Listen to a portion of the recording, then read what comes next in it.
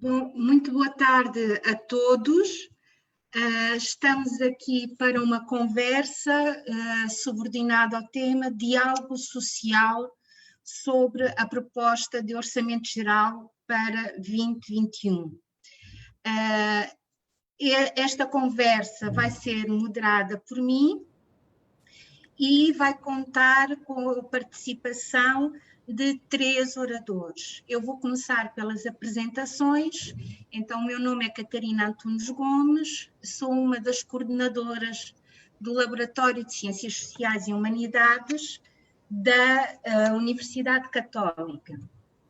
Teremos também connosco o Carlos Cambuta, pela ADRA, a Iracelma Mualundac, se é assim, peço desculpa, representante da Mosaico, e teremos também connosco, em princípio, salvo algum imprevisto de última hora, Sérgio Calundungo, do OPSA. Gostaríamos também de dar-vos a conhecer que o Ministério das Finanças foi convidado para esta conversa, mas não se pronunciou quanto à aceitação do convite. Antes de começarmos com a nossa conversa, com o nosso debate, foi-me pedido que sistematizasse alguns dados sobre o Orçamento Geral de Estado e algumas reflexões também sobre a sua importância. Então, quando isto me foi pedido, lembrei-me de um antigo constitucionalista queniano, Okoth Ogyendo, que dizia que uma Constituição é um mapa do poder. Se a Constituição é um mapa do poder, então o Orçamento Geral do Estado é uma espécie de GPS, ao consagrar materialmente as prioridades da governação ou do poder. Neste sentido, o OGE deverá ser uma espécie de carta governativa que idealmente detalha as políticas públicas que darão corpo ao projeto de sociedade. Deverá ser, assim, uma carta de um Estado de direito democrático aos seus cidadãos. Uma carta que é pensada, escrita, debatida e reescrita com estes cidadãos. Esta é a importância, em breves palavras, de um Orçamento Geral do Estado. E esta é também a importância de uma conversa como esta. Sobre o Orçamento Geral do Estado, vou partilhar alguns dados. Em 2019, o International Budget Index informou que Angola ocupava, juntamente com o Bangladesh, a posição número 36, numa lista de 100 países. Tal como o Bangladesh, Angola foi considerada um país que disponibiliza informação mínima sobre o seu orçamento de Estado. De modo concordante, devo mencionar que entre 2017 e 2020, o LAB, o Laboratório de Ciências Sociais e Humanidades, desenvolveu um projeto monitorar as eleições de 2017 das eleições à atuação governativa, financiado pelo OSISA. E que um dos resultados deste projeto indicava que aos 6 meses do primeiro ano do mandato do atual Executivo, 70,6% dos inquiridos informavam não conhecer o OGE, o Orçamento Geral do Estado, e isto a nível nacional. Sobre este orçamento em particular, para dar um possível enquadramento à conversa, vou partilhar também alguns dados económicos e outros sociais. Do ponto de vista económico, Angola está em recessão há 5 anos. Às perdas contínuas das receitas do setor petrolífero, ao insuficiente nível de diversificação da economia, junta-se em 2020 a pandemia e os seus devastadores efeitos sociais e económicos. Assim, nesta proposta de OGE, há um conjunto de dados que são relevantes.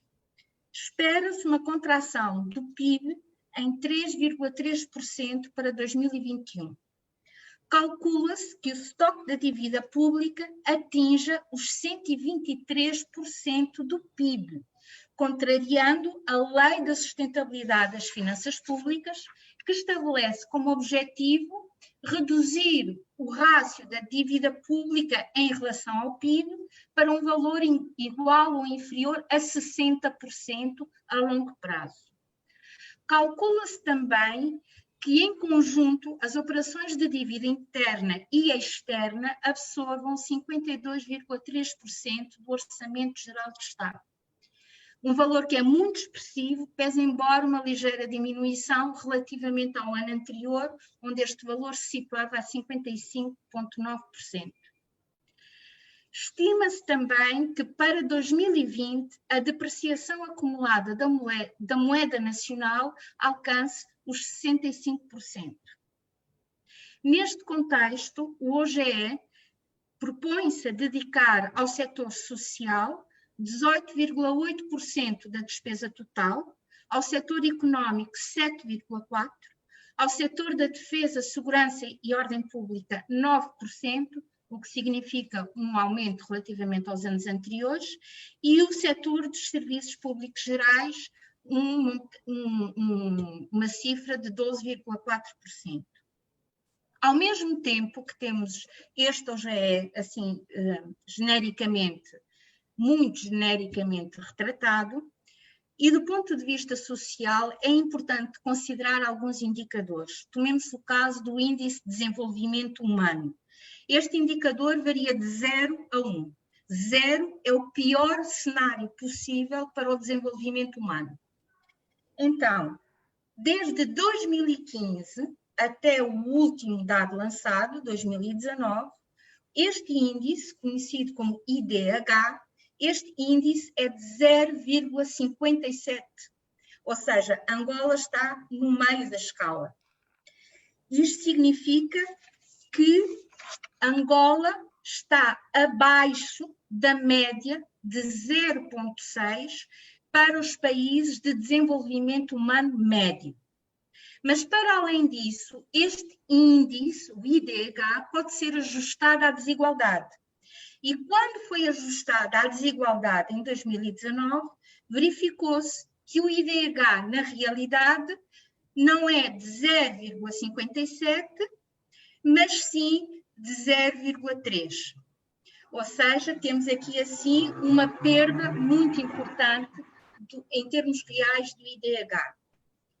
A corroborar esta constatação, temos uma série de informações que foram lançadas nos últimos meses, em 2019 e 2020. Para citar apenas alguma dessas fontes, vou mencionar o Índice de Pobreza Multidimensional dos Municípios em Angola. Este índice registra que dos 164 municípios de Angola, 65 têm uma incidência de pobreza acima dos 90%. Isto significa que 9 em 10 pessoas nestes municípios são multidimensionalmente pobres. Mais recentemente, em 2020 já, o INE lançou o IDREA, que informava, por exemplo, que a proporção de famílias com comida suficiente nos últimos 7 dias era de 67,9%. E que o número médio de meses sem comida suficiente foi calculado em quase 4 meses. Ao mesmo tempo, esta mesma fonte indicava que a taxa de desemprego da população com 15 ou mais anos era de 28,8%, o que corresponde sensivelmente a 3,6 milhões de pessoas. E dos jovens com idades compreendidas entre os 15 e os 24 anos, 52% estão no desemprego. Portanto, contrastando o cenário de elaboração desta proposta do OGE com aquilo que é a caracterização da realidade social de Angola, de acordo com os dados mais recentes, eu gostaria agora de convidar o Carlos para partilhar connosco a sua opinião e a sua leitura.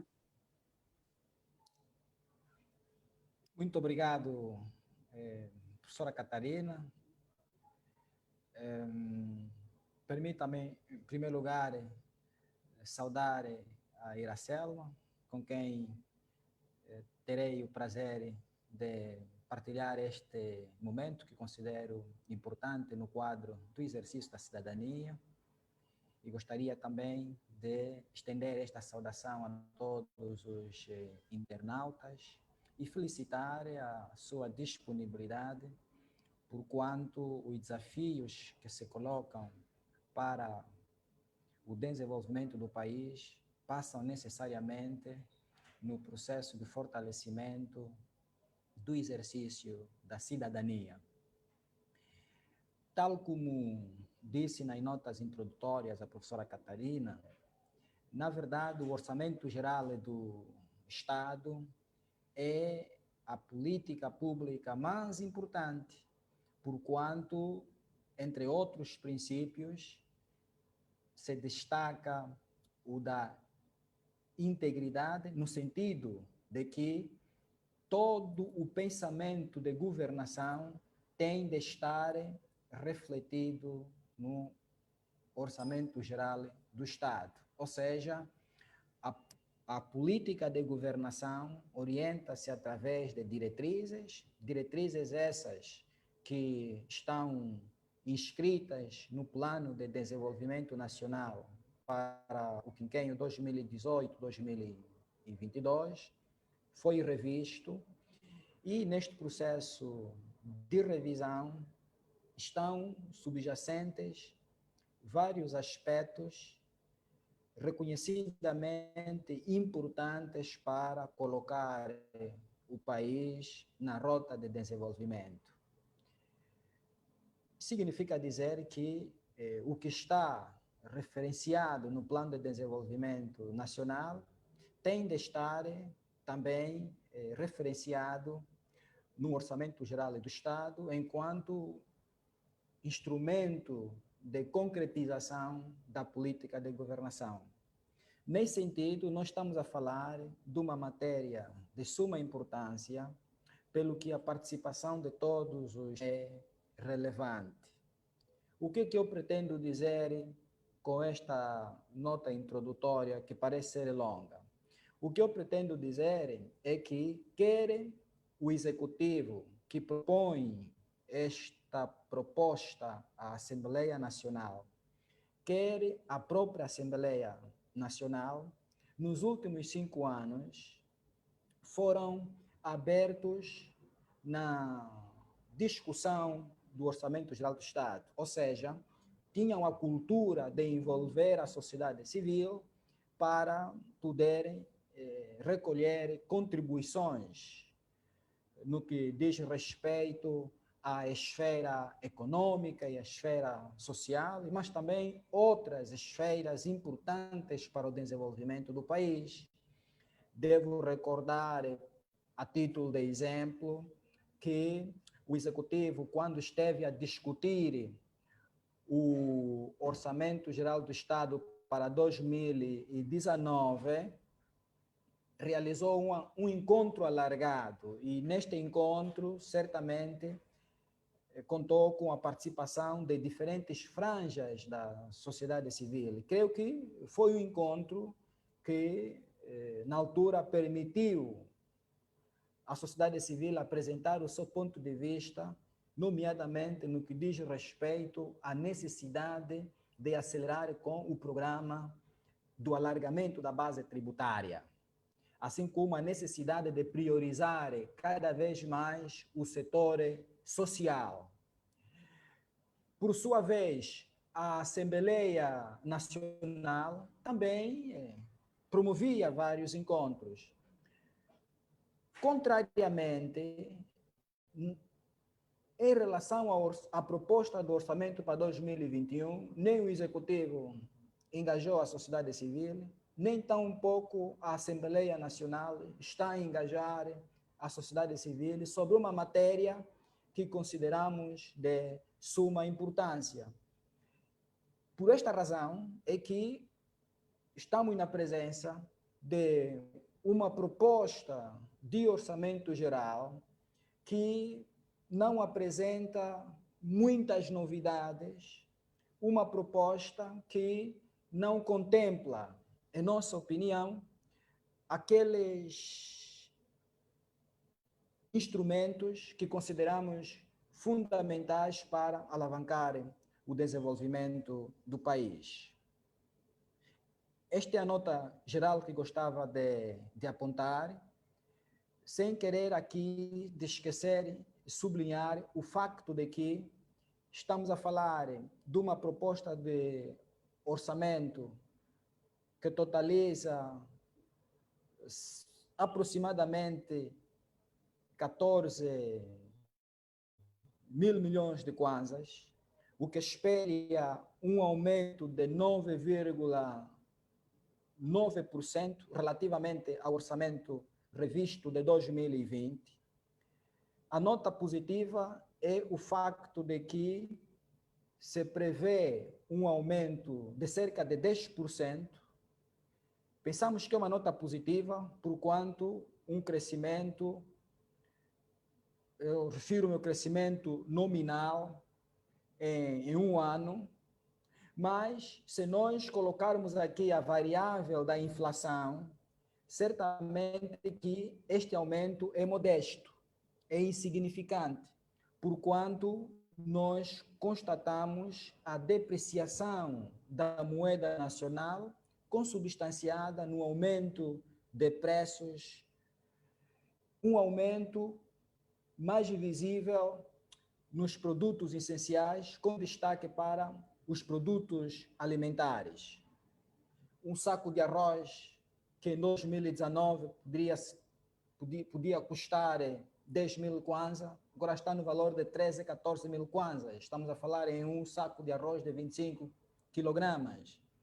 Enfim, a moeda nacional continua a depreciar, o que significa dizer que este aumento não é significativo como tal, porquanto não vai ter uma reflexão concreta na vida dos cidadãos em 2021. Por esta razão é que continuamos a pensar que faz todo sentido priorizar cada vez mais aqueles setores cruciais do ponto de vista da afetação de recursos.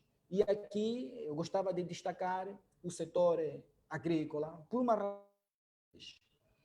Experiências estão a demonstrar que um investimento sério, um investimento real no setor agrícola permite reduzir as importações. E nós somos um país que importamos bastante. O SEI, que através do seu relatório econômico, que se a mente não me engana, de 2018, 2019, diz claramente que Angola importa cerca de 70% do que consome. Ora bem, um país que pretende efetivamente diversificar a sua economia não tem como não investir o suficiente no setor agrícola. Para os internautas que nos acompanham, poderão dizer, mas estamos a ouvir vários pronunciamentos públicos que apontam para a necessidade de um investimento no setor agrícola. Sim, isto é verdade, mas é chegada a hora de sairmos da retórica à ação. Ou seja, de facto estão sendo tomadas medidas proativas, medidas que incentivam o exercício da atividade agrícola, como, por exemplo, a redução do IVA para 5%, a importância de desenvolver uma cesta básica na base de produtos agrícolas nacionais, a existência do plano integrado de aceleração da agricultura e pescas familiares. Enfim, há uma série de medidas que certamente, como dizia, incentivam o exercício da atividade agrícola, mas isto é apenas teórico, porque quando vamos na prática, e aqui a prática é a previsão orçamental, vamos constatar que o orçamento para o setor da agricultura continua a ser muito baixo, ou seja, o setor da agricultura, a nível do Orçamento Geral do Estado, é o parênteses mais pobres. Estamos a falar que o orçamento para o setor da agricultura representa não mais do que 1,74%. Portanto, um peso orçamental que está muito aquém daquela que é recomendada a nível da União Africana, a nível do Grupo de Segurança Alimentar e Nutricional dos PALOPes, que é de cada governo evitar esforços de alocar pelo menos 10% do seu orçamento geral do Estado para o setor agrícola, no sentido de permitir que cada país possa ser autossuficiente do ponto de vista da segurança alimentar e nutricional. Mas estamos a ver que, recorrentemente, a agricultura como um setor cada vez mais baixo do ponto de vista da afetação no orçamento. E tem uma questão que é mais preocupante, é a que está relacionada ao facto de que grande parte destes recursos alocados para este importante setor destinam-se à realização de despesas correntes e não de investimentos. E aqui despesas correntes, estamos a falar essencialmente de salários. Ora bem, o setor da agricultura em Angola tem desafios estruturantes. Estamos a falar da necessidade, por exemplo, de haver pequenos instrumentos que possam permitir os camponeses e os agricultores familiares para permitir a transformação dos produtos locais.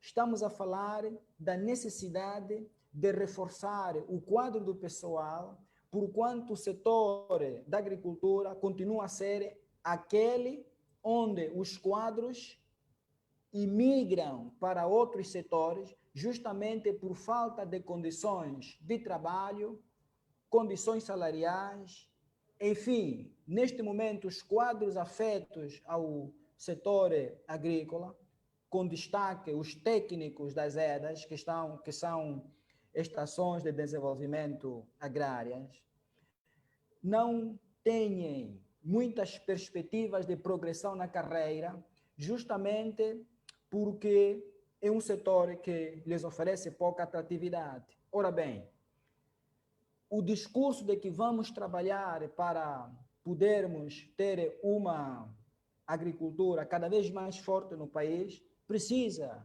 de recursos financeiros, e certamente recursos financeiros que possam ser geridos conforme os princípios da boa governação. Por enquanto, gostava de ficar por aqui.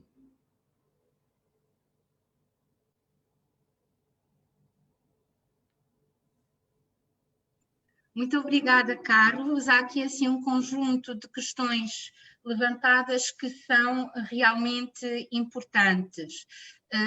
Eu atreveria-me a salientar duas delas. Uma que é o facto desta proposta de OGE estar, de facto, assente, vamos assim dizer, numa revisão do Plano de Desenvolvimento Nacional.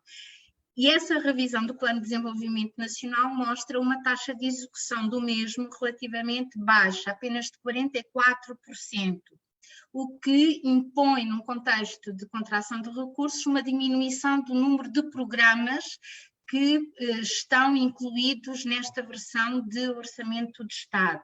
Gostaria também que refletíssemos sobre como é que esta revisão do Plano Nacional de Desenvolvimento responde, de facto, às exigências e aos desafios de desenvolvimento social e económico. Uma outra questão que eu gostaria também de lançar, eventualmente, para um segundo momento, é esta importância central da agricultura e como é que nós podemos perceber qual é que é, então, a ligação concreta entre aquilo que é uma política para a agricultura e programas com tanto peso como, por exemplo, o Prodesi, não é? O Prodesi poderia ter aqui, assim, um papel muito importante, mas, de facto, não está espelhado, aparentemente, nos investimentos ao nível do setor agrícola. Uma outra questão que eu também gostaria de lançar, e aproveito também para pedir a opinião dos colegas e do Carlos, é sobre a questão do desemprego. Como é que o desemprego é acautelado, não é? Nesta proposta de desenvolvimento, de orçamento geral do Estado. Carlos, queres partilhar algumas ideias sobre esta questão? Sim. Ora, no que diz respeito ao plano de desenvolvimento nacional, eu penso que o mais importante aqui a referir é o facto de que a ausência de um debate alargado à sociedade civil, de facto, não permite fazer uma leitura crítica da classificação do próprio orçamento. Porque o orçamento pode até contemplar tais rúbricas, como, por exemplo, a questão do Prodesi, de que fez referência, mas o facto de, no relatório de fundamentação, não encontrarmos algo ligado ao Prodesi, ficamos com dúvidas se efetivamente está ali ou não. E isto não é aconselhável no processo de formulação, porque o que se recomenda é que o Orçamento Geral do Estado deve ser, acima de tudo, um instrumento transparente e explícito. É por isso que se recomenda mesmo que, uma vez aprovado, é necessário a existência de um outro instrumento que se chama de orçamento cidadão, precisamente para ajudar os cidadãos a compreender quais são as principais linhas de orientação e, por via disto, permitir os cidadãos acompanhar a sua execução aí onde estiver e tendo em conta o nível de conhecimento, de habilidade, das competências de cada um.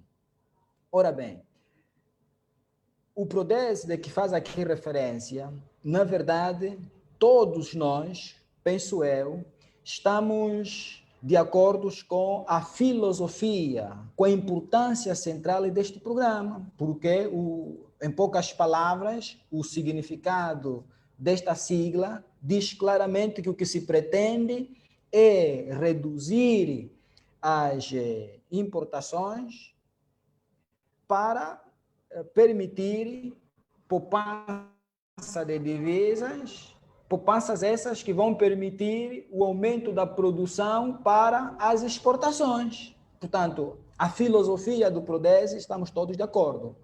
O desafio que se coloca tem a ver com os constrangimentos com que se debate no nível prático. E aqui estamos a falar concretamente do seu instrumento de operacionalização, que é o Programa de Apoio ao Crédito, que é bastante exigente do ponto de vista de requisitos necessários para o acesso ao crédito, e crédito é um fator importante para o desenvolvimento da atividade agrícola.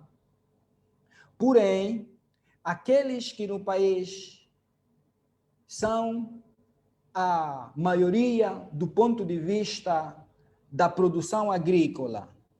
Aqueles que têm terra e exploram-nas, apesar das inúmeras dificuldades. Estou a falar aqui concretamente dos camponeses, dos agricultores familiares.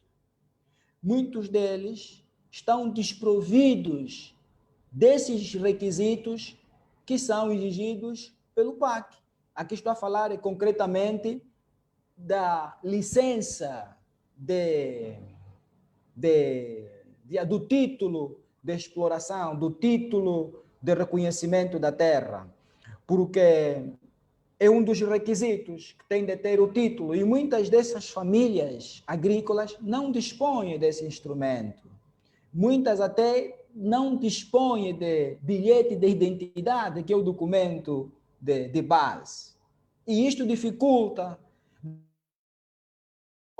os médios, os grandes empresários que se dedicam ao ramo da agricultura, é que conseguem ter financiamentos a nível do Prodese. Mas também aqui se coloca a questão de que, muitas vezes, os médios, os grandes empresários também têm dificuldades. Aliás, no jornal Expansão, creio, desta semana ou da semana passada, diz claramente que mais de 150 projetos inscritos, menos de 5% estão aprovados.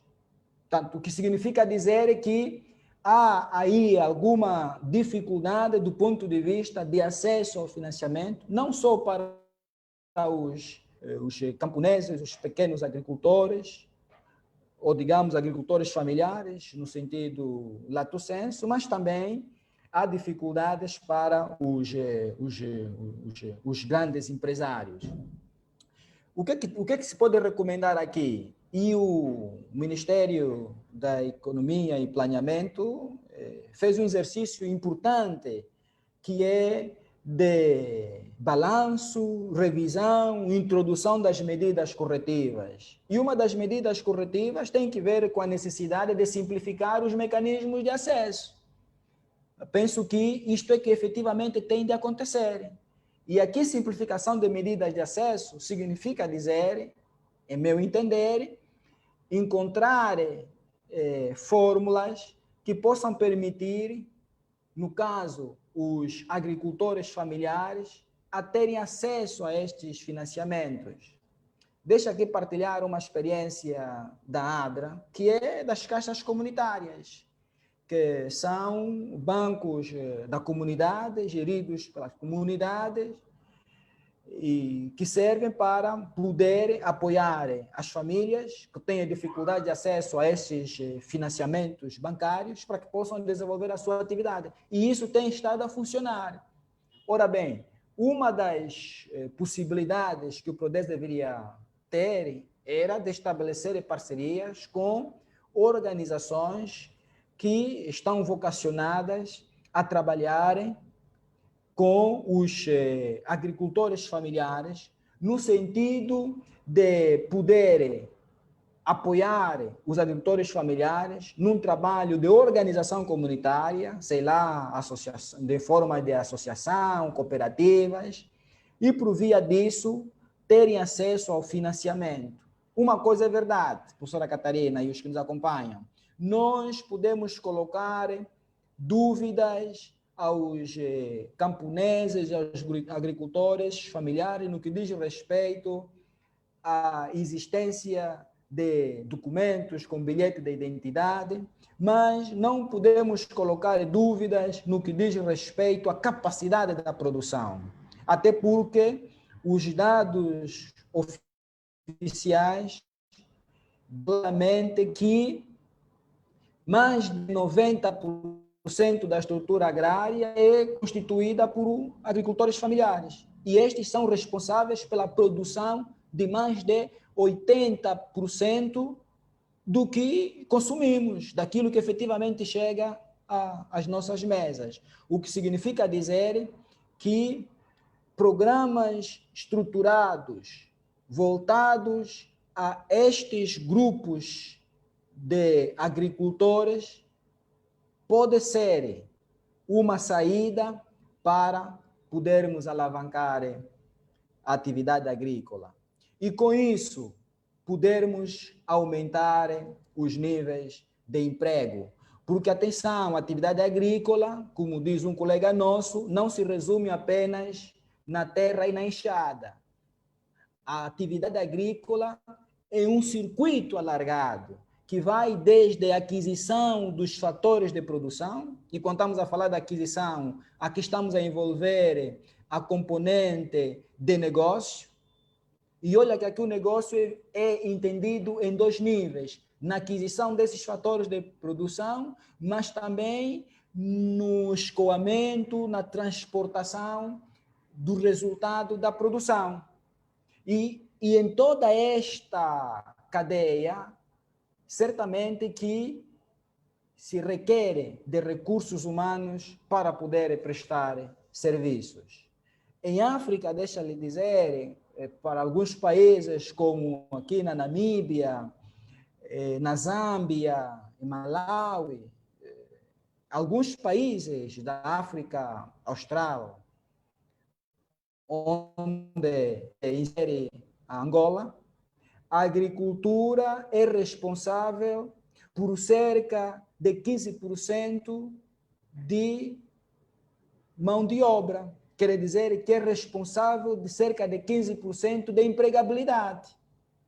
O que significa dizer que investir no setor agrícola, certamente, também significa investir em absorção de mão de obra, em ceder empregos aos jovens, fundamentalmente. Carlos, muito obrigada. São, de facto, informações e uma reflexão importante, porque, na realidade, o que estamos aqui a identificar é um fosso existente entre grandes programas como o Prodesi e a base produtiva, não é? A base produtiva dos agricultores familiares, dos pequenos camponeses, mas também dos médios e grandes camponeses, não têm acesso a estes a programas como o Prodesi, ou têm um acesso extremamente dificultado. E isso, por seu turno, neutraliza os eventuais benefícios do próprio Prodesi. A agricultura também traz muitos benefícios em termos de emprego, mas também em termos de segurança alimentar. E então eu gostaria que a Iracelma pudesse, talvez, dar aqui assim o contributo da Mosaico e das preocupações da Mosaico. Obrigada, Catarina. Obrigada a Carlos Cambuta, diretor da AGRA. Obrigada, desde já agradecer pelo convite. Dizer que tive uns problemas técnicos, mas foram ultrapassados. Saúdo também a todos aqueles que nos acompanham. Eu sou a Iracelma e venho em representação ao Mosaico. Dizer que falar de um tema, né, debater sobre o Orçamento Geral do Estado, não é nada fácil, né? Disse muito que são questões políticas e o Carlos Cambuta adiantou dizendo que o Orçamento Geral, e a Catarina também adiantou, é muito importante, né, porque está muito ligado ao processo de governação. E aqui, no parecer do Mosaico, dizer que,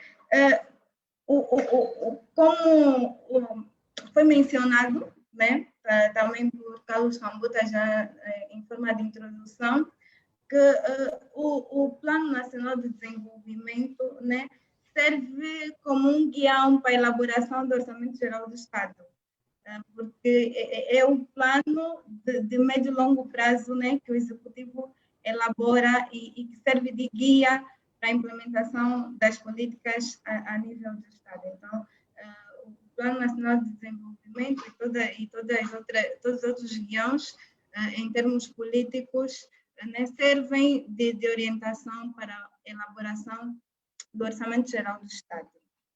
E falar da proposta do Orçamento Geral do Estado para o ano 2021, né, como muitos especialistas adiantaram, um desafio para todos nós, porque nos encontramos numa situação difícil, né, a nível mundial, e o orçamento 2021 trouxe muitos desafios, e reconhecemos aqui, né, o trabalho que se teve para a elaboração deste orçamento. Não foi fácil, né, tendo em conta a situação de pandemia. E, como já foi avançado, em relação ao orçamento 2020, o orçamento 2021 sofreu uma variação positiva, né, de aproximadamente 10%. Saímos de 13 para 13,45 bilhões para 14,7 bilhões aproximadamente.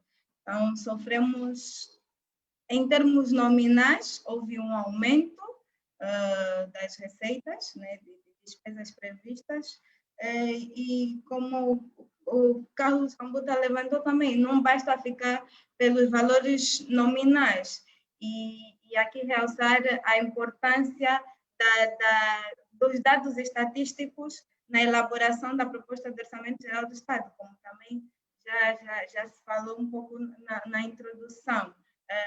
Houve, sim, um aumento em termos comparativos, 2020 e 2021, mas também houve um aumento, ou seja, os dados estatísticos, né, projetam também um aumento populacional. Então, é importante, né, na elaboração da proposta orçamental que se tenha em conta essa relação, aumento das despesas, receitas, aumento populacional, né, aquilo que se projeta. E fazendo já uma comparação, adiantei que houve uma variação em termos de orçamentação de 10%, e a projeção populacional prevê 3% de aumento da população, que é um valor considerável em termos reais, né? Fala-se de habitantes que faz. Então, é importante na elaboração ter em conta esses dados estatísticos e a questão da inflação, porque estamos a falar de dados nominais, 14,7 bilhões são dados nominais, e não podemos deixar de parte a realidade, né? O que é real. E aqui realçar, por exemplo, nós estamos agora em novembro, os últimos dados disponibilizados no site do BNA apontam para uma inflação homóloga de 24,34% para outubro. Então, comparado a outubro do ano passado, a outubro de 2020, a inflação homóloga apresenta 24,34%. Isso acaba por ter um impacto no bolso do cidadão angolano. E, mais uma vez, relacionando com o aumento ou a variação do valor orçamentário e aumento da população, então são coisas que nos levam a refletir. E olhando um pouco para os setores, né, aqui eu vou fazer uma análise, assim, não tão técnica, porque não sou economista, mas do processo, de como variou o setor da defesa, né? Defesa e ordem pública, juntos, a educação, o ensino superior e a saúde de 2018 a 2021. 2021, porque como o orçamento acompanha aquilo que foi planificado, né, para o período de mandato, então trago também um pouco essa análise. E em relação ao setor da defesa, mais segurança e ordem pública, de 2018 o orçamento previa 10%, 10,07%. Em 2019 passa para 9%, né? Em 2020 passa para 2020 revisto e 2019 também o revisto, né? Destacar aqui. E em 2020 os dois setores juntos, defesa, segurança e ordem pública, passa para 19,82%. Então sai, parte de 2018, chega a 2020 revisto com 19,82% e em 2021 a novidade é que passa para 9%. Então, de 2020 a 2021, o setor defesa, mais segurança e ordem pública passa do peso de 19% para 9% do previsto para o ano geral. Em relação ao setor da educação, e aqui realçar que em 2019, né, as receitas e despesas previstas em 2018 eram de 9,6 bilhões.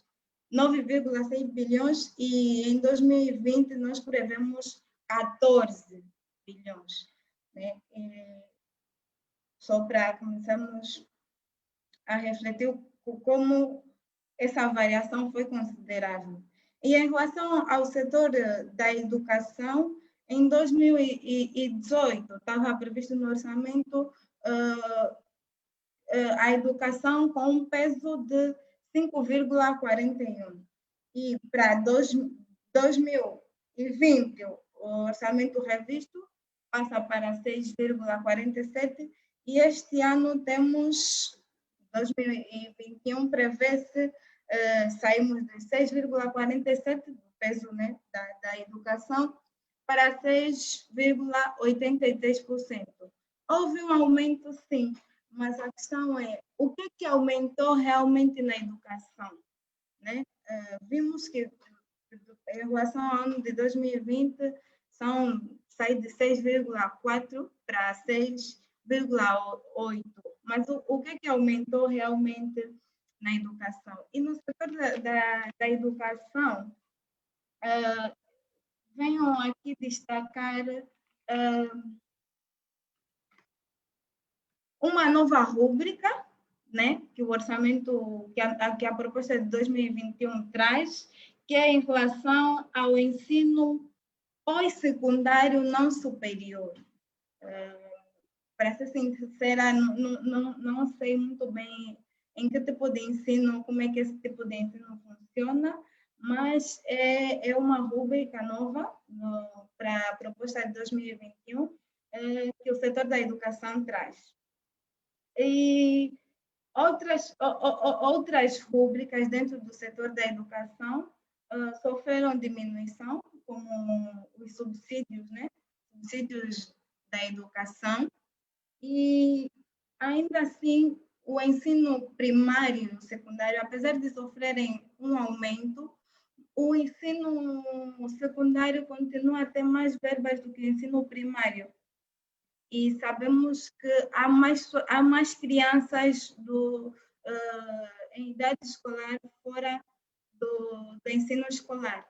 E aqui também posso destacar que podemos enquadrar, né, esses dados detalhando um pouco mais que, mesmo no ensino primário, são mais as meninas que sofrem se, ao elaborarmos a proposta, não temos em conta a questão do gênero.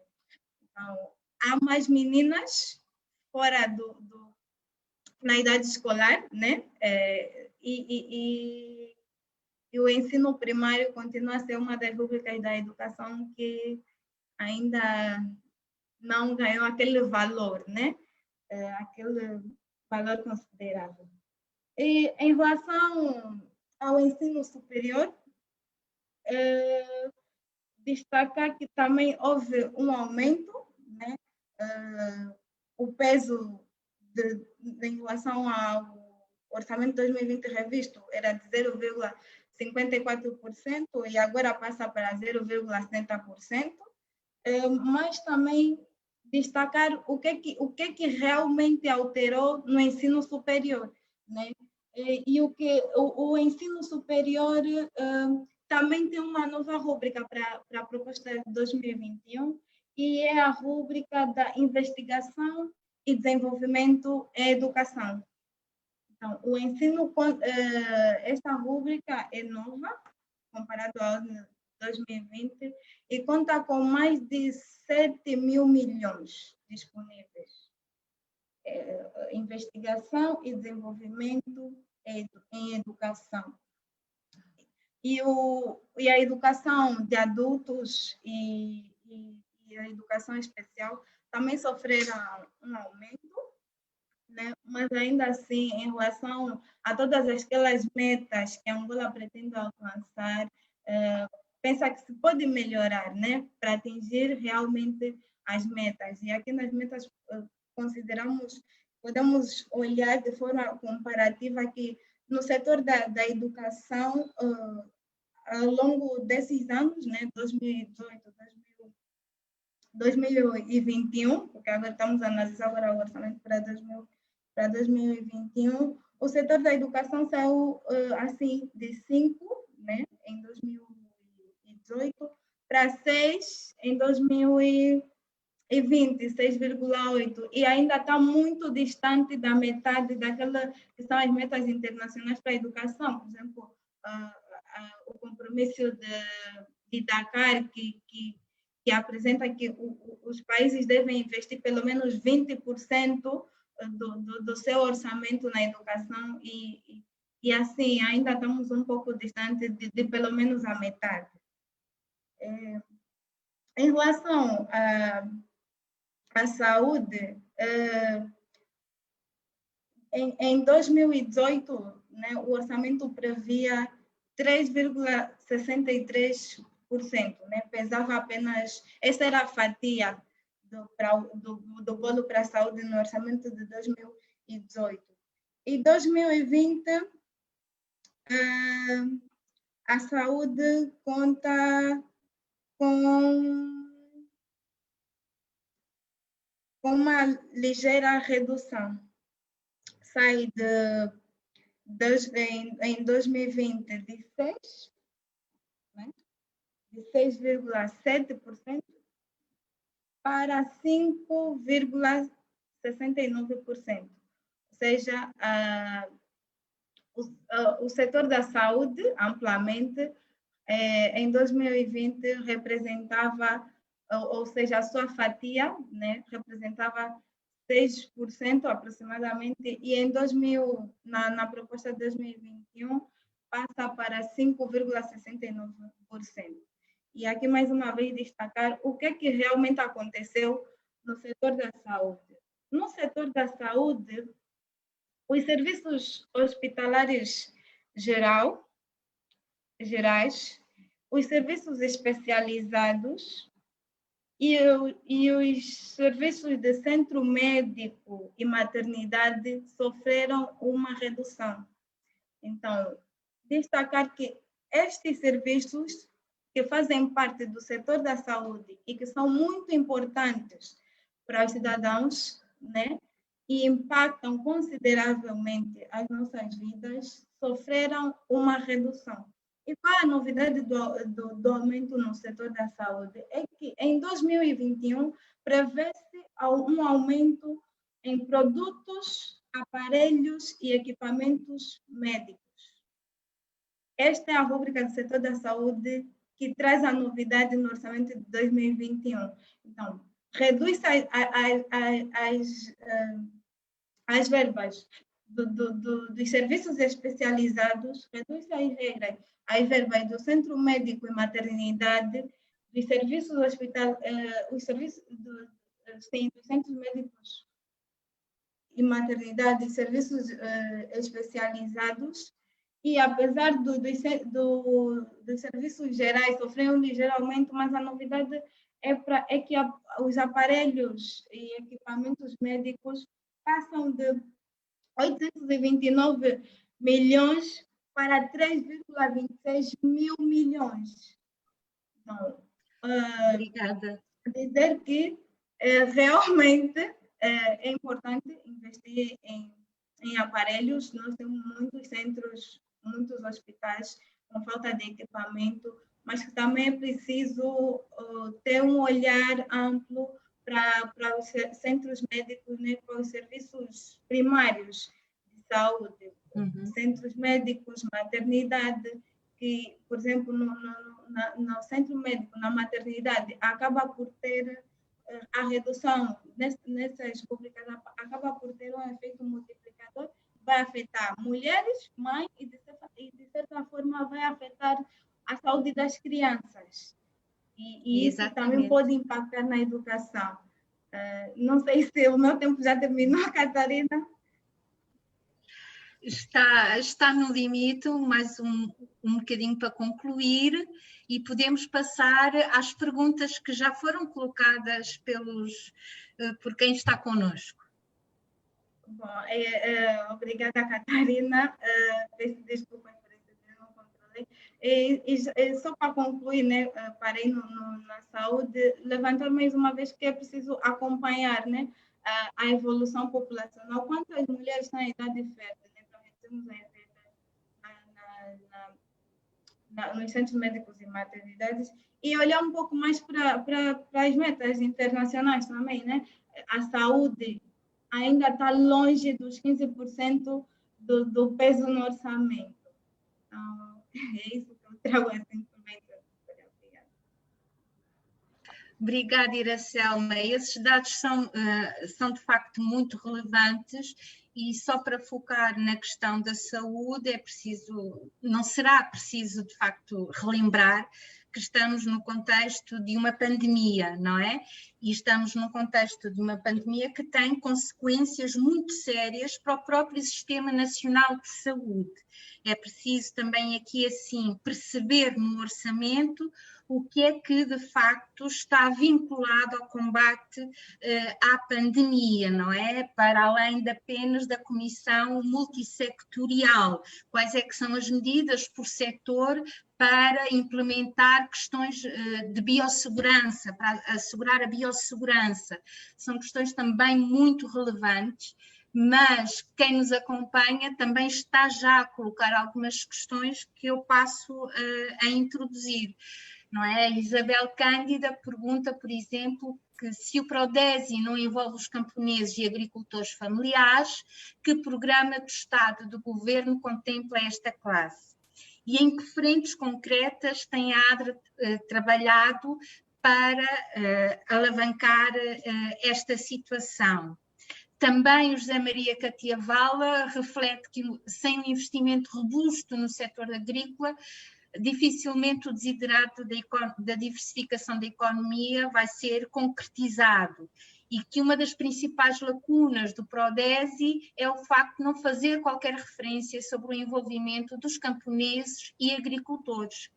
E eu, para isto, dava talvez a palavra ao Carlos. Muito obrigado mais uma vez, professora Catarina.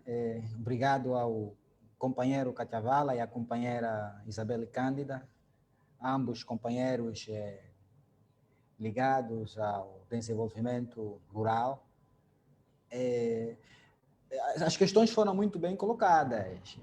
Portanto, o Prodesi não tem no centro das suas atenções os camponeses e agricultores familiares, no sentido de que os requisitos estão muito aquém da capacidade deste importante grupo que contribui significativamente para a produção agrícola nacional, e a questão é que alternativas.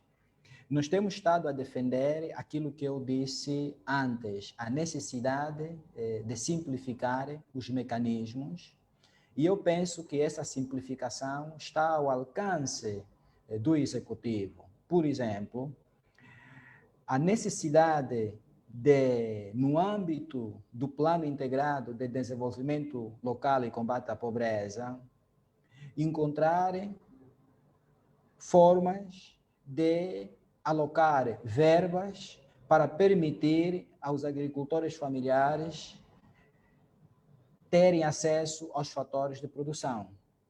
Penso que isto é possível até porque, no nível municipal, o maior programa de visibilidade, de impacto direto no âmbito do combate à pobreza é justamente o programa com o mesmo nome.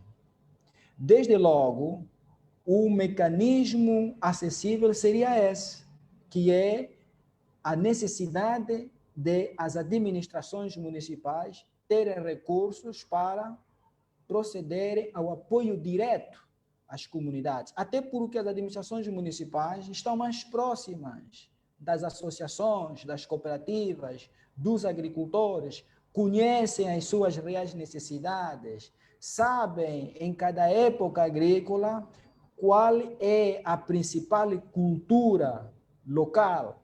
Portanto, a semelhança disso podem existir outros mecanismos.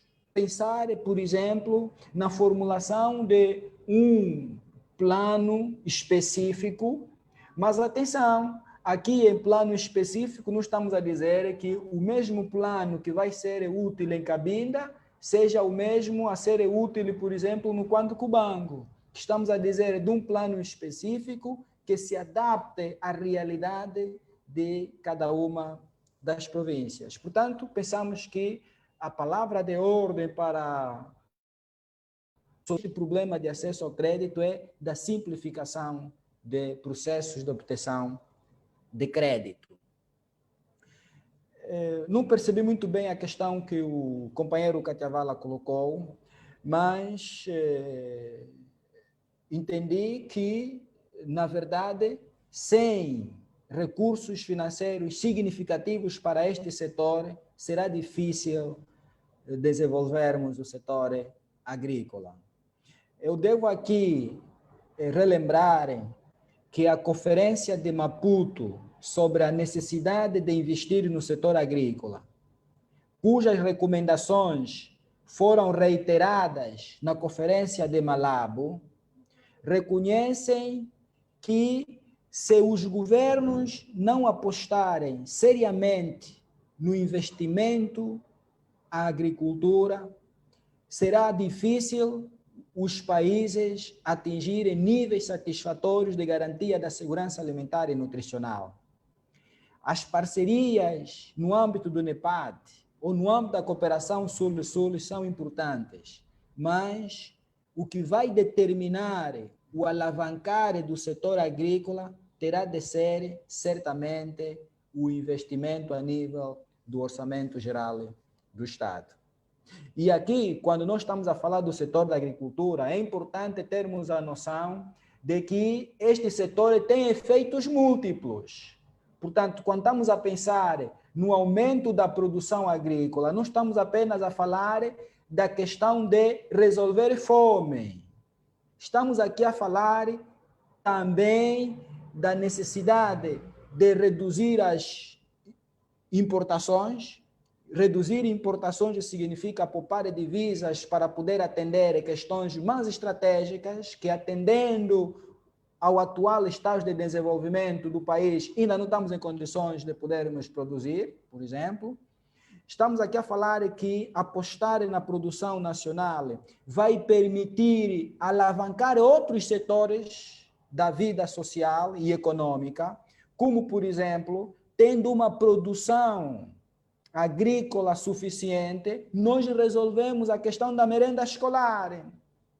E resolvendo o problema da merenda escolar, estaremos certamente a contribuir, por um lado, para a melhoria da qualidade da educação, porque não podemos falar em qualidade de educação, qualidade de ensino, quando as crianças têm fome.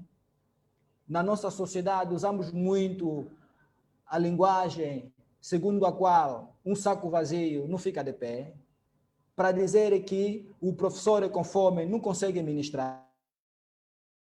consegue assimilar, e a merenda escolar, baseada em produtos agrícolas locais, certamente responde a este desafio.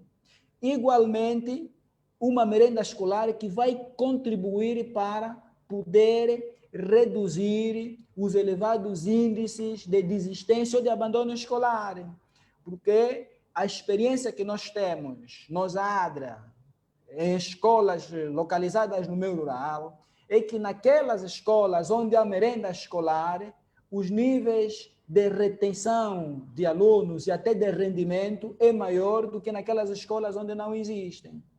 Portanto, quando insistimos na importância estratégica de investir no setor da agricultura, não estamos aqui apenas a fazer referência da questão da fome. Estamos aqui a falar, na verdade, de combater a pobreza no seu sentido lato sensu, sendo que os efeitos são seriamente múltiplos. E não podemos nos esquecer também da questão da saúde.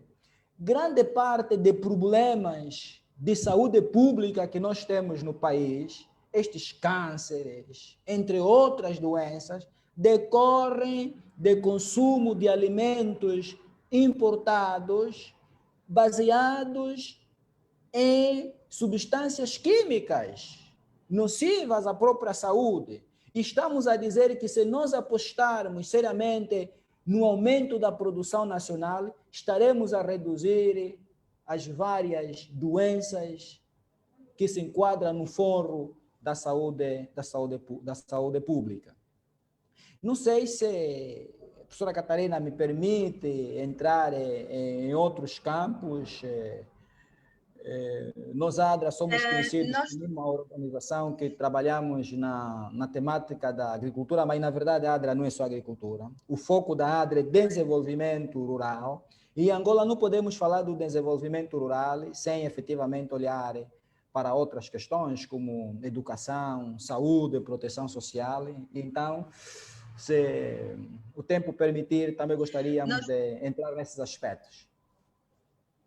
Nós podemos certamente entrar nesses aspectos, até porque dos dados que têm sido coletados e das considerações que o Carlos fez, há um tema que trespassa aqui assim, que é ligado à governação local e que é ligado também à descentralização. Ou seja, como é que estes programas, se os programas centrais como o Prodesi não conseguem chegar à base produtiva, certamente outros programas poderão entrar pela base. Esta será a filosofia, tem sido a filosofia, ou procura-se que seja a filosofia da chamada municipalização da ação social, mas isso aplica-se também em vários outros setores. E talvez eu gostasse também de dar aqui assim 2 dados antes de passar para algumas questões já colocadas. O primeiro dado é que o Programa de Desenvolvimento Local e Combate à Pobreza terá sofrido uma redução de 73,8 mil milhões para 66,8 milhões. E o segundo dado que eu gostaria de disponibilizar é que, pese embora o adiamento das eleições locais, permanece neste OGE o Programa de Descentralização e Implementação das Autarquias Locais, com 6,6 mil milhões de kwanzas. Este programa estará sob a tutela do Ministério da Administração do Território. Uma das coisas interessantes neste OGE é que os programas estão um bocadinho mais detalhados e isso contribui para um certo grau de transparência. Então, é-nos dada a seguinte informação, que a maior parte destes 6,6 mil milhões do Programa de Descentralização e Implementação das Autarquias Locais diz respeito à construção e apetrechamento de complexos residenciais administrativos. Deste montante, dos 6,6 mil milhões, apenas 60 serão destinados à reabilitação e apetrechamento das administrações municipais, que trabalham em condições bastante duras. Nós temos também aqui, assim, outras intervenções, vários comentários. Por exemplo, o colega Kulele Ezunga tem uma preocupação, que é a preocupação com o elevado número, a elevada taxa de desemprego, e que foi acentuado pela pandemia, perguntando-se o que é que este OGE propõe para fazer face a este desafio, não é?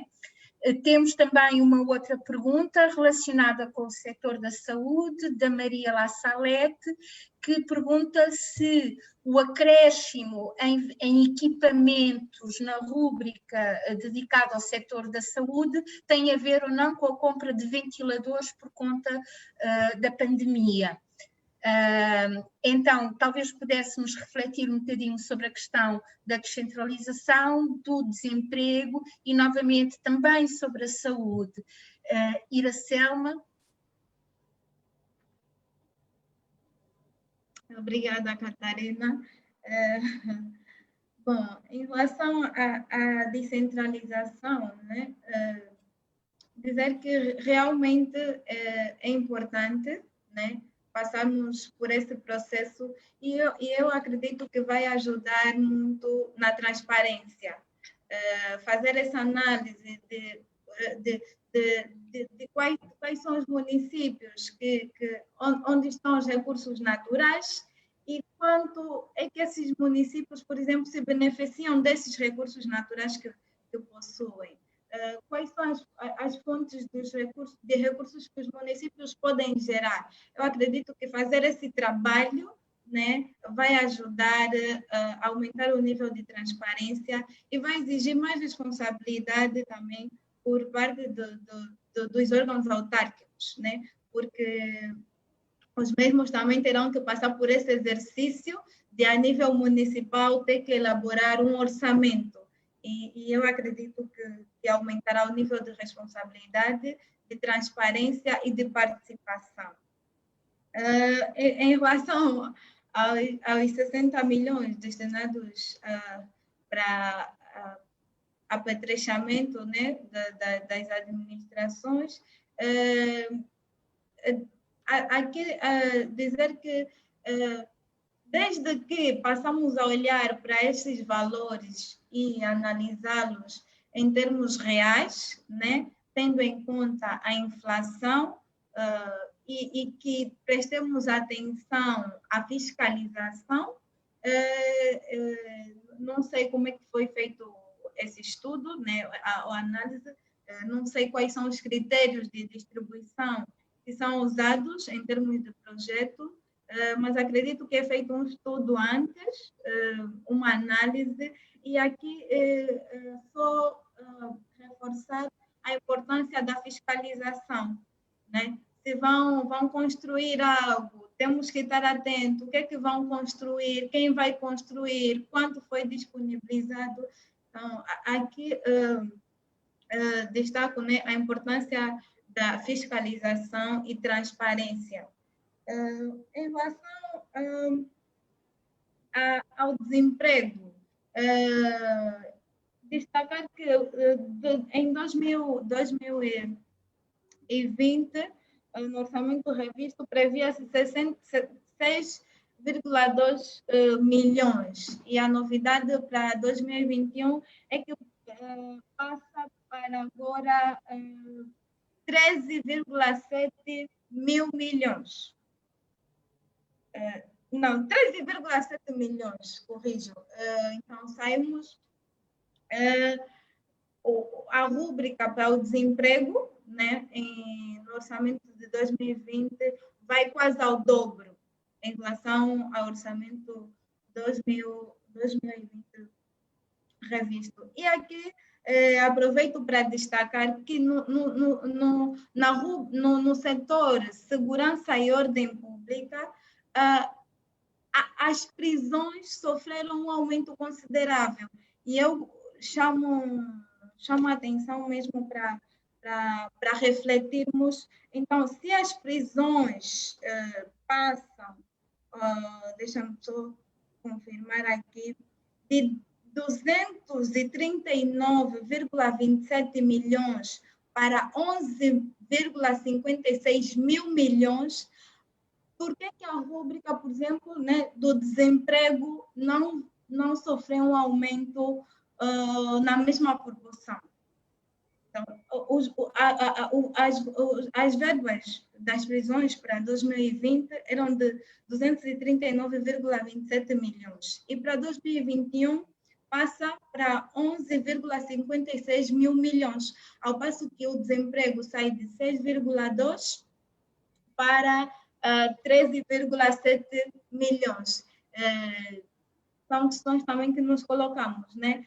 Como eu adiantei, não sei quais são os critérios de distribuição, não sei como é que é feita a análise no Ministério, no órgão de análise orçamental, mas gostaríamos tanto que tivesse aqui alguém, né, representante, para pelo menos nos esclarecer um pouco. E em relação à saúde, não vamos tapar o sol com a peneira, estamos numa situação difícil em tempo de pandemia e é importante, sim, o investimento em aparelhos, né, em equipamentos, mas também não podemos nos reduzir as rúbricas dos serviços especializados que em Angola já são fracos.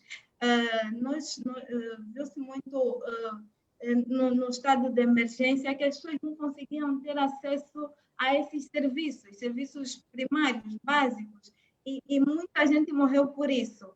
Então, eu acredito que podemos sim aumentar os valores em aparelhagem, em equipamentos, e aqui também realçar que se estamos a nos preparar para combater e prevenirmos da Covid-19, por que reduziram, por exemplo, as rúbricas dos serviços ambulatórios? Aqui em Angola ainda não funciona. Você liga, está se sentindo mal, quanto tempo a ambulância faz ou quantas pessoas têm acesso aos serviços ambulatórios, né? E eu acredito que os serviços ambulatórios, numa situação de pandemia, são muito importantes. Então, também não compreendo como é que as verbas para os serviços ambulatórios, já que estamos a olhar para a situação de pandemia, também reduzir. Carlos, alguns comentários, por favor. Sim, posso começar mesmo com o setor da saúde. E aqui é importante sempre chamar a atenção que falar de orçamento é falar de previsão. É verdade que estamos a colocar o acento tônico no montante percentual ou nominal, mas é importante também partir sempre do princípio de que o nível de execução financeira, pelo menos os relatórios dos últimos 5 anos, apontaram que sempre estiveram abaixo de 70%. O que significa dizer que a previsão, muitas vezes apontada, raramente é executada acima dos 95%, tal como no início tivemos o cuidado de sublinhar. Um outro aspecto que considero importante aqui convocar tem a ver com o facto de que é sim importante apelar para um maior investimento para todos estes setores, mas o problema da Angola, na verdade, não reside apenas na afetação de recursos, reside na utilização racional, eficiente e eficaz dos recursos. Então, vale a pena apelar para a necessidade de haver um rigor na utilização dos recursos. Essas são as notas gerais. Para aquelas questões que foram colocadas, objetivamente o que pretendo dizer é que para o setor da saúde é importante que as autoridades competentes do Estado, aqui falo concretamente do Executivo, coincidência no Ministério da Saúde, possa olhar para o setor primário da saúde. Estou a referir-me dos centros médicos Em quase todo o país, muitos dos bairros não têm os centros médicos. E os centros médicos, para os especialistas, são relevantes porque servem para atender os primeiros socorros.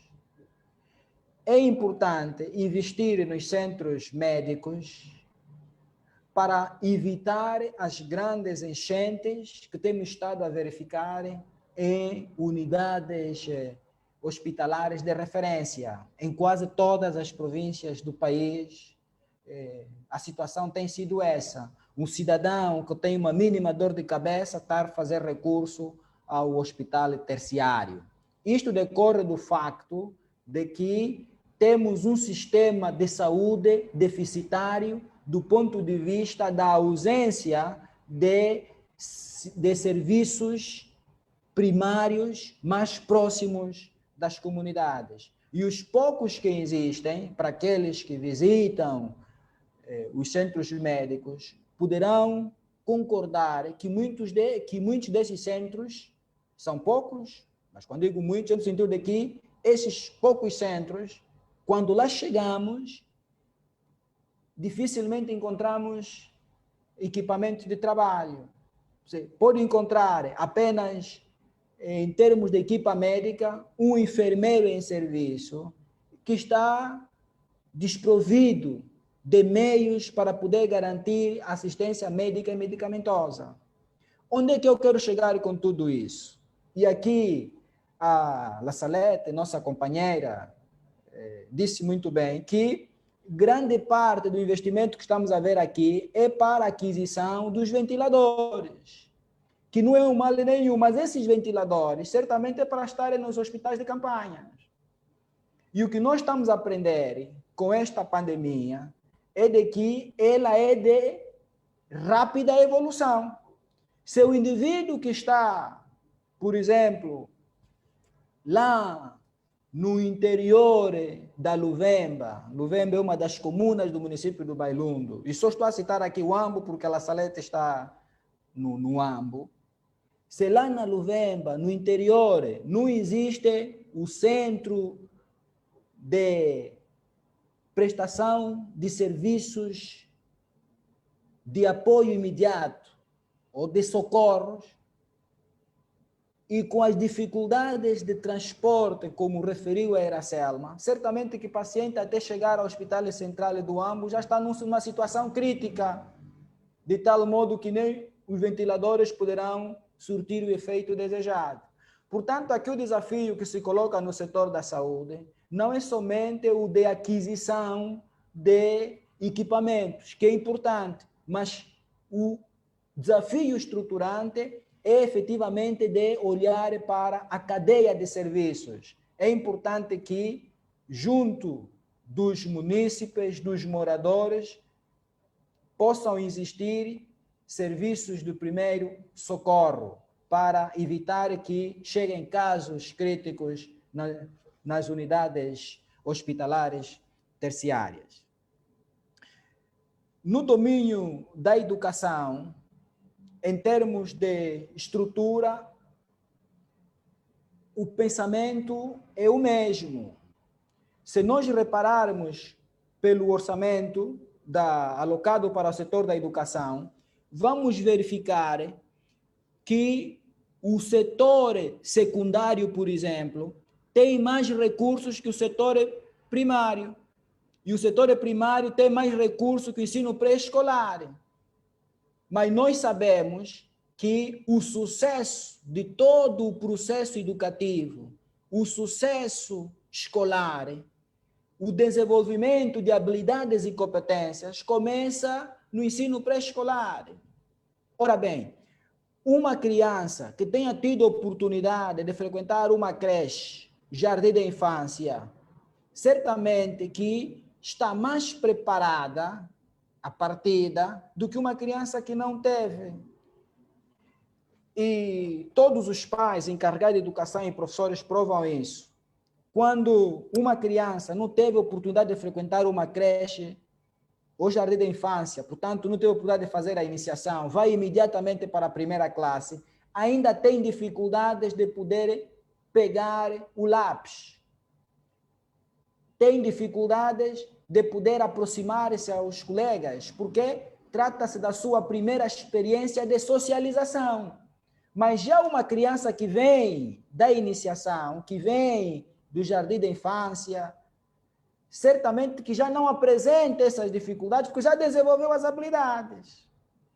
Isto está provado nas teorias contemporâneas de ciência e de educação.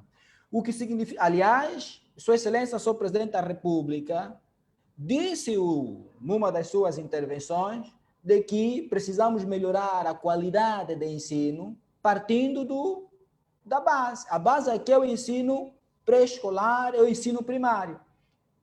Porém, o Orçamento Geral do Estado é contrário a este pensamento. Um outro argumento é que é no ensino pré-escolar e no ensino primário onde há mais alunos. Então, não faz sentido alocar mais verbas para o ensino superior, por exemplo, do que o ensino pré-escolar e o ensino primário.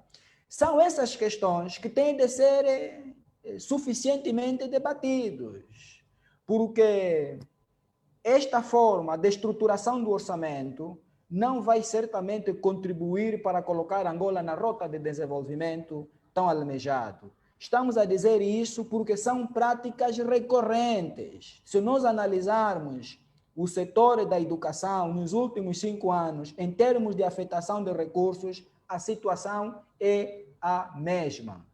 E isso tem de ser efetivamente debatidos, até mesmo para podermos perceber qual é o raciocínio, qual é a lógica.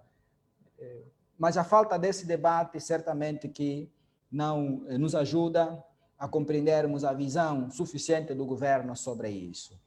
No que diz respeito à questão da descentralização, eu penso que a professora Catarina está trazendo aqui uma abordagem muito importante, porque de tudo quanto falamos até o momento, é resultado de termos um orçamento geral do Estado ainda tímido sobre esta abordagem. E aqui, falar da descentralização, e refiro-me à descentralização política, é falar de uma questão estruturante para vencer os vários desafios por quais todos nós angolanos estamos a vivenciar. Nota essa questão que referimos atrás da ausência de centros médicos, o pouco investimento no ensino pré-escolar e no ensino primário. Essas questões poderiam ser ultrapassadas, resolvidas, se nós estivéssemos precisamente num contexto da descentralização política efetiva, coincidência aqui na questão autárquica. Este orçamento, o que me diz o montante alocado é que em 2021 não teremos provavelmente eleições autárquicas, porque não é possível realizar eleições autárquicas pelo o montante de 6,6 milhões de kwanzas, salvo se a intenção é realizar as eleições autárquicas em apenas alguns municípios, prevalecendo a tese até aqui defendida pelo governo de que há de se seguir o chamado modelo geográfico e não o modelo funcional. Bom, todavia, o que é importante aqui é sublinhar é o facto de que o debate sobre a autarquização do país não está suficientemente explícito, o debate está confuso e por isso também não compreendemos exatamente o que esta rúbrica implementação das autarquias locais quer dizer. Será que esta rúbrica, o montante que aqui está alocado, será destinado à construção das infraestruturas autárquicas iniciadas este ano? através da comunicação social, nós tomamos conhecimento do lançamento da pedra de construção da administração autárquica de um dos municípios de Benguela, creio que é o município de Catumbela. Depois vimos também aqui Luanda, creio que é o município de Belas. E a ideia é alargar isto para outro. Será que este montante refere-se a isso? Ou será que este montante se refere, por exemplo, à questão que tem que ver com o orçamento participativo, que também não está suficientemente refletido neste Orçamento Geral do Estado, que é uma questão crucial por quanto serve de antecâmara para a preparação dos cidadãos no que diz respeito ao seu engajamento na definição de prioridades locais. Enfim, há uma série de questões que se colocam porque este orçamento que nós temos não é suficientemente claro. Mas tem também aqui um aspecto que não podemos de nos esquecer, que tem que ver com a leitura do Orçamento Geral do Estado do ponto de vista territorial. Esta é uma questão estratégica.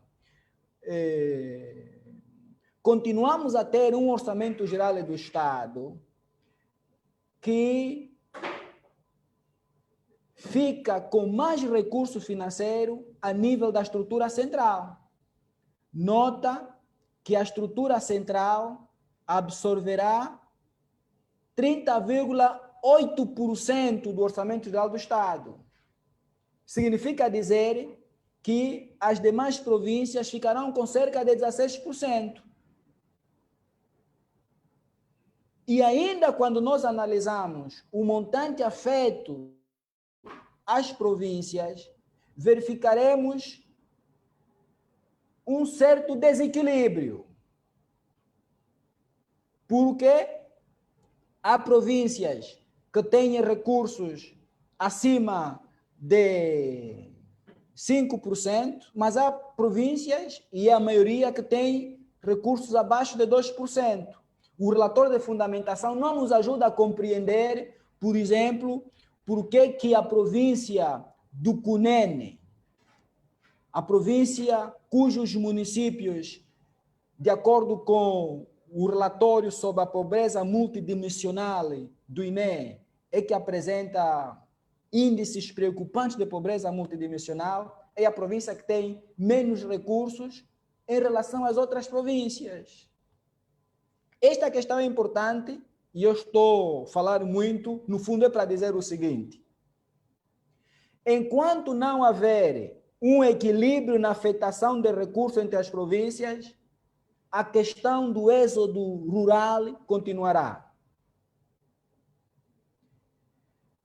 Continuará porque a não afetação de recursos de forma equilibrada não vai permitir a promoção de um desenvolvimento humano harmonioso, que no fundo é um dos objetivos estratégicos do Estado e uma função central do Orçamento Geral do Estado.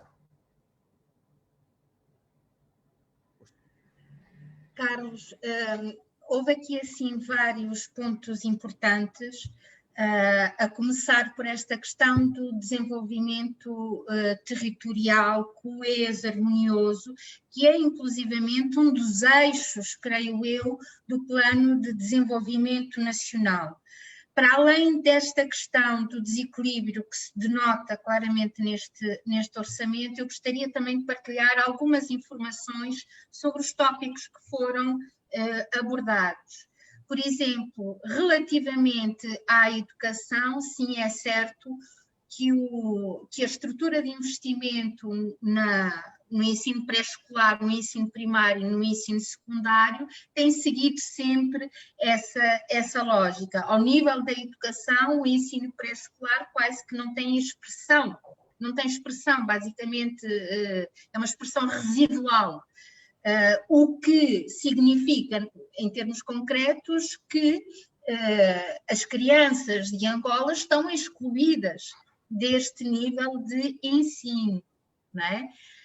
Também gostaria de chamar a atenção, todavia, que seria talvez conveniente esclarecer o que é que esta proposta de orçamento de Estado entende por educação em situação de emergência, porque esta é uma rúbrica nova que foi introduzida no setor da educação, orçamentada em 1,1 mil milhões. Será que é esta rúbrica que é destinada à criação das condições de biossegurança nas nossas escolas? Portanto, haveria aqui assim que clarificar algumas coisas que, se não o forem, permanecem objeto de múltiplas interpretações e de múltiplas argumentações. Por outro lado, gostaria também de chamar a atenção sobre algo ao nível da saúde. Na saúde, só no Ministério da Saúde, o programa de combate às grandes endemias pela abordagem das determinantes da saúde tem um total de 13,4 mil milhões. Deste total, o grande bolo de 1,5 mil milhões vai para a Comissão Multissectorial para a Prevenção e Combate à Covid, não é? O resto, o remanescente, é distribuído pelas outras rubricas, por outros projetos que se centram em doenças que são muito importantes para o perfil epidemiológico de Angola. Estou a falar, por exemplo, do combate à tuberculose. O combate à tuberculose só tem 3,6 milhões. O combate à malária, que permanece como uma das principais causas de mortalidade no país, tem uma proposta de orçamento de 2,3 milhões de kwanzas. Isto significa que na saúde, mesmo em contexto pandémico, não nos podemos esquecer da carga e das exigências de outras doenças, não é? Não podemos esquecer que essas doenças continuam a existir, tal como a própria vida, e precisam de ter uma resposta. Caso contrário, o perfil epidemiológico de Angola pode sofrer realmente agravamentos. Uma outra questão que eu também gostaria de partilhar é sobre a questão do desemprego. No relatório de fundamentação desta proposta, o Executivo menciona o programa PAP. O programa PAP é o programa, peço desculpa, é o Plano de Ação para a Promoção da Empregabilidade. Este plano, de acordo com o relatório de fundamentação, é direcionado para a juventude e para as mulheres e para o empreendedorismo e pretende potenciar processos de geração de emprego e renda, abrangendo de forma direta 83 mil jovens. Ora, 83 mil jovens permanece uma meta bastante modesta relativamente às taxas que nós apresentámos anteriormente sobre a questão do desemprego e do desemprego jovem, não é? É claro que o PAP não está sozinho no OGE, haverá outras medidas, mas as outras medidas que estão também refletidas no OGE têm sofrido, algumas delas têm sofrido uma redução também. Por exemplo, o reforço do Sistema Nacional de Emprego e Formação Profissional terá passado nesta proposta de 1,6 mil milhões para 1,2 mil milhões. Então, uma resposta robusta ao desemprego exige necessariamente uma integração de programas, não a sua fragmentação, mas uma integração de programas juntamente com outras iniciativas fundamentais. E essas iniciativas fundamentais prendem-se com a necessidade de reforçar a proteção social em Angola, sobretudo a proteção social de base. A proteção social dos cidadãos que não tiveram, por algum motivo, oportunidade de ter uma carreira contributiva. São estes os cidadãos mais vulneráveis, não é? E sobre isto eu gostaria de dar a palavra à Iracelma e ao Carlos para um comentário que se desejará final, caso não haja mais perguntas. Pode ser? Certo. Iracelma ou Carlos? Certo. Disse bem que há necessidade de haver uma conjugação de iniciativas para a solução dos vários desafios. Nós temos estado a defender a necessidade de haver políticas integradas. E porque falou da proteção social, deixa dizer que em Angola esta é uma temática que precisa de ser debatida, porquanto a Covid-19 veio demonstrar que é um dos setores que precisa de ser reforçado em termos de recursos humanos, porque o país dispõe de instituições que formam assistentes sociais, mas esses assistentes sociais, muitos deles não estão ligados à área de formação. Reforçar a questão da proteção social também significa, certamente, merecer uma atenção devida no quadro da definição de prioridades de governação. E a maior preocupação, disse bem a professora Catarina, tinha a ver com o facto de que, até o momento, a atenção tem sido dada à chamada proteção social obrigatória. Quer dizer que, em Angola, os cidadãos que estão protegidos no sistema de proteção social são aqueles que são funcionários públicos ou funcionários ligados a outras instituições e inscritos no Instituto Nacional de Segurança Social. Portanto, os cidadãos que não estão inscritos no Instituto Nacional de Segurança Social, estes não têm a situação da proteção social efetivamente assegurada. E aqui permita-me eu voltar novamente à questão da agricultura, para poder dizer que estes agricultores camponeses, que são a maioria do ponto de vista da estrutura agrária do país, que produzem grande parte da alimentação nacional que chega às nossas mesas, estes não estão assegurados.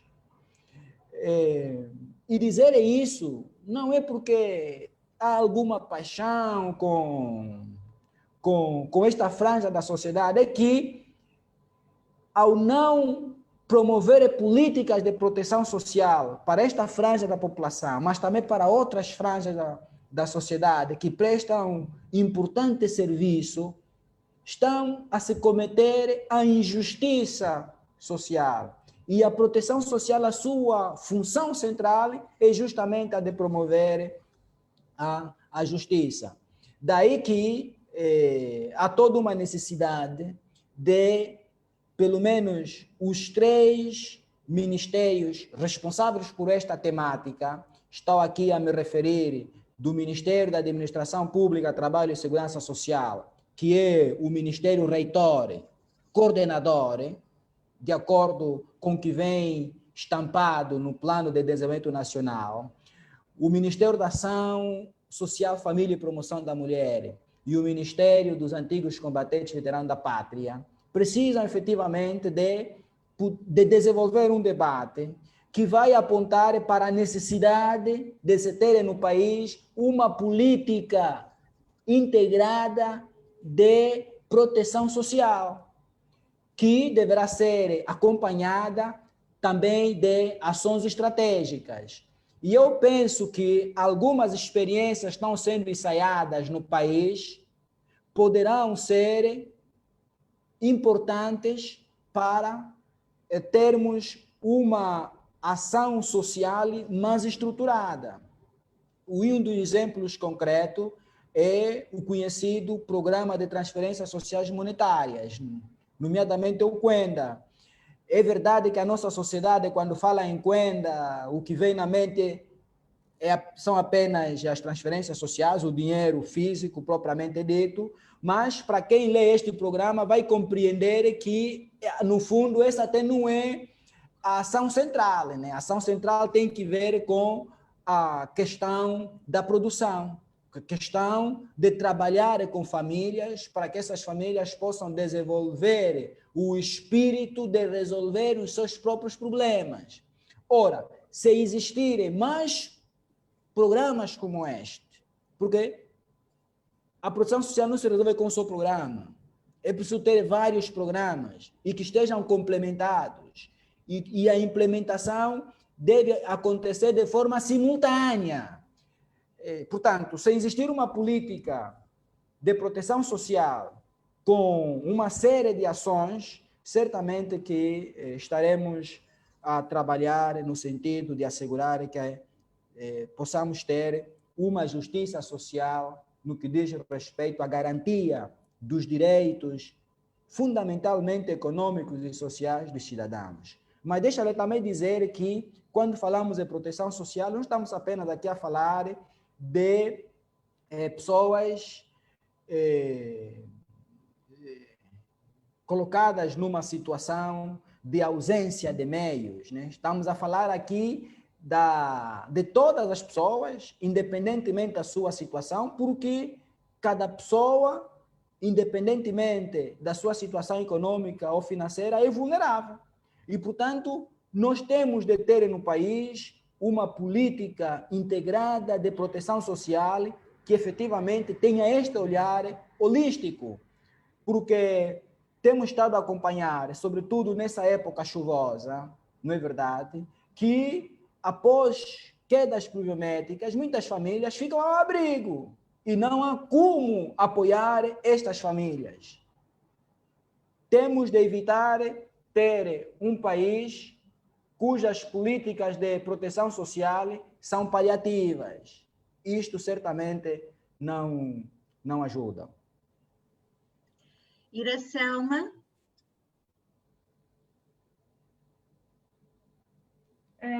Sim, é interessante a escuta. Bom, em relação à proteção social, né, o Dr. Carlos já avançou muitas coisas, né, e aqui, se calhar, eu vou destacar também um pouco, né, o exercício, né, aqueles que são os nossos direitos, né, e um pouco relacionado ao exercício de cidadania, né, que nós estamos aqui a fazer, né.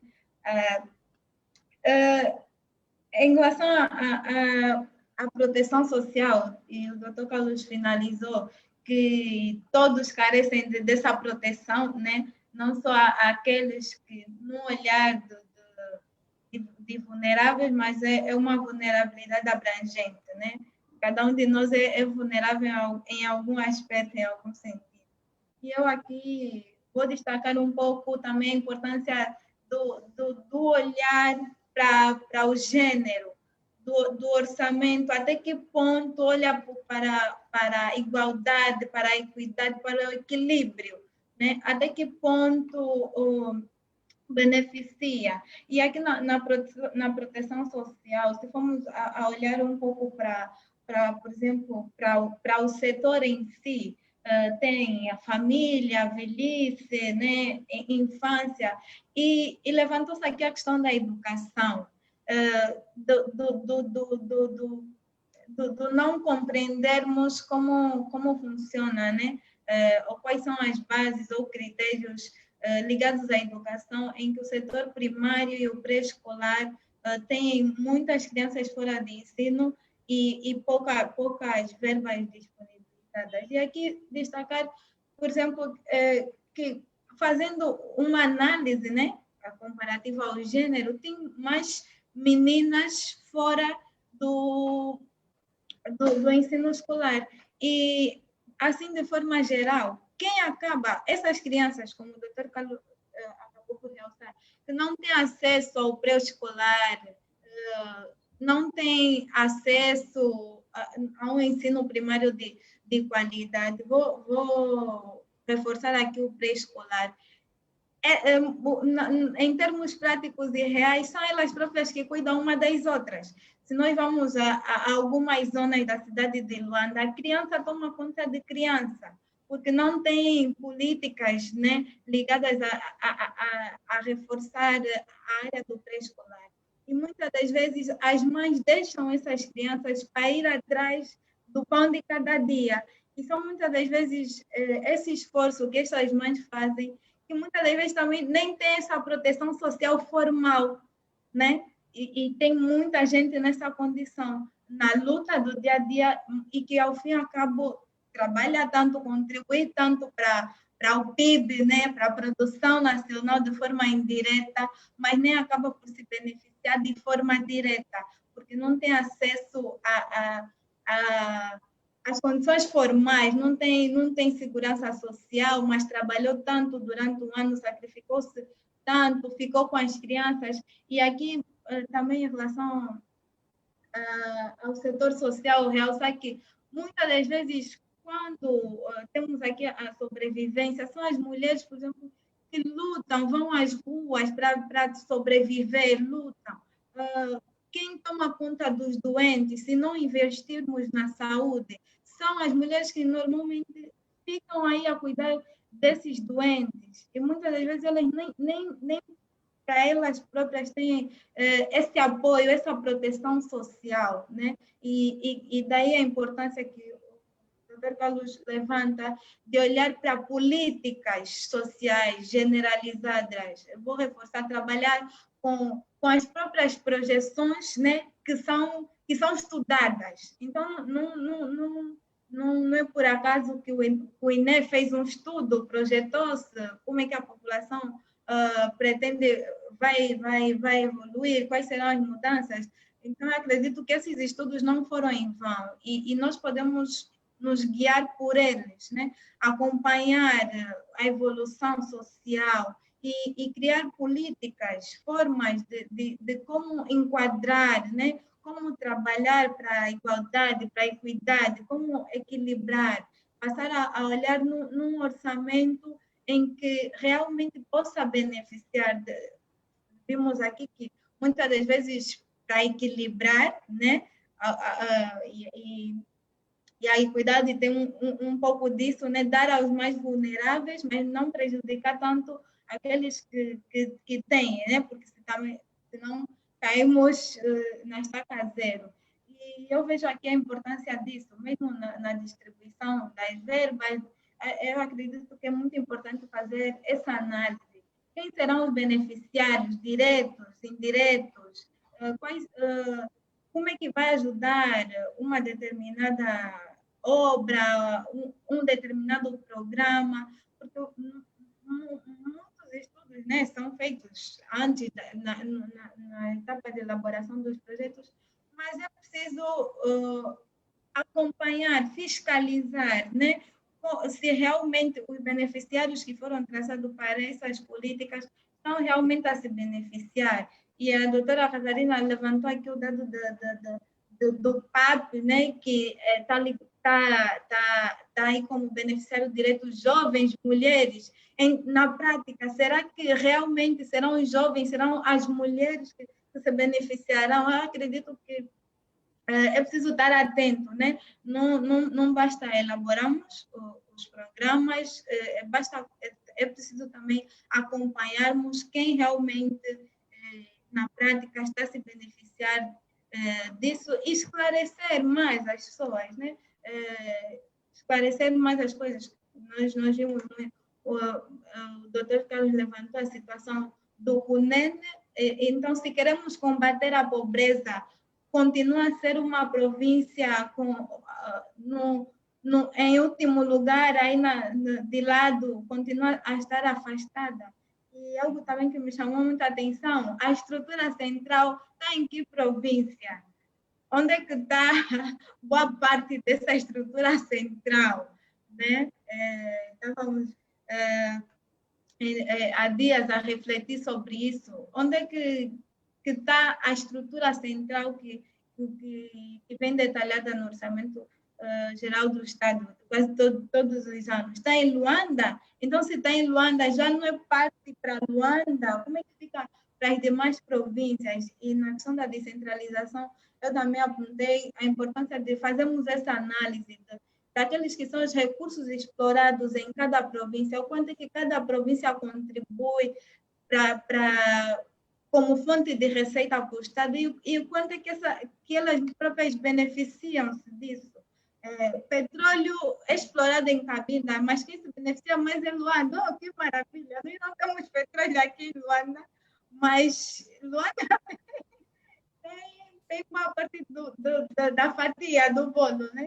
Então, eu lanço aqui esse desafio também de refletirmos mais sobre essas questões e da importância da proteção social, porque todos nós acabamos por sofrer de forma direta ou indireta. Iracema, muito obrigada. Carlos, muito obrigada também. Foi uma conversa que tocou em vários aspectos importantes. Todos esses aspectos suscitam-nos preocupações sobre as quais temos que falar. Esses aspectos incluem-se, apenas para sistematizar, a questão da articulação das políticas públicas, do leque e da eficácia dessas políticas públicas, como é que elas se traduzem na realidade, como foi o caso do Prodesi. Incluem também questões associadas à descentralização, incluem também preocupações associadas com o setor social, na saúde, na educação, na proteção social. Todas estas questões devem continuar naturalmente a ser debatidas. Agradeço aos dois todos os vossos contributos e espero que, de facto, se for verdade que podemos encarar eventualmente um orçamento geral de Estado como uma carta de um governo ao seu país, espero que essa carta possa ser lida, debatida e, quem sabe, reescrita, pelo menos em alguns capítulos, com a participação de toda a sociedade. Muito obrigada a todos e uma boa tarde. Muito obrigado, professora Catarina, por este momento. Obrigado pela participação. Obrigado a todos que tiveram paciência de nos acompanhar. Obrigada. Boa tarde. Boa tarde. Sim.